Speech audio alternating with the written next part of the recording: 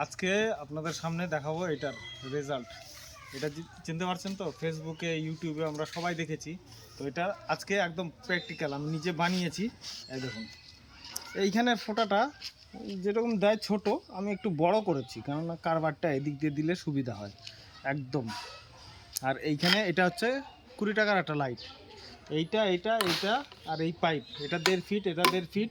1.5 ফিটের থেকে কেটে এইখানে আবার এই যে এটা লাগিয়েছি, এই যে এরকম করে, যাতে এই লক, এই ঢাক্কানটা যাতে বন্ধ হয়, এই এরকম করে বন্ধ করে হালকা করে। ঠিক আছে, এবার বানানো কমপ্লিট হয়ে গেছে।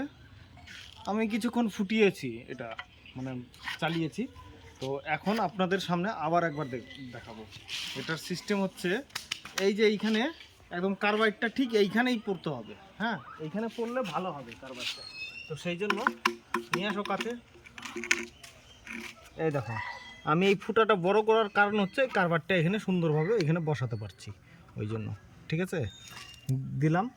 এইবার এই কার্বাইডটায় জলের পরিমাণ খুবই কম দিতে হবে। এর এক ঢাকনাও জল দেওয়া যাবে না। জাস্ট আমি ফুটো করে নিয়েছি, এই যে দেখুন, আমি ফুটো করে নিয়েছি, 2-4 ফোঁটা একটু জল দিলাম যাতে কার্বাইডটা একটু ভিজে যায়। একটু ভিজলো কার্বাইডটা, ব্যাস।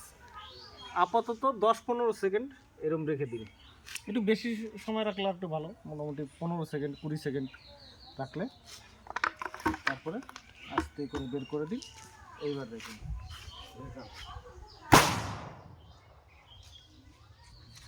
দেখলেন?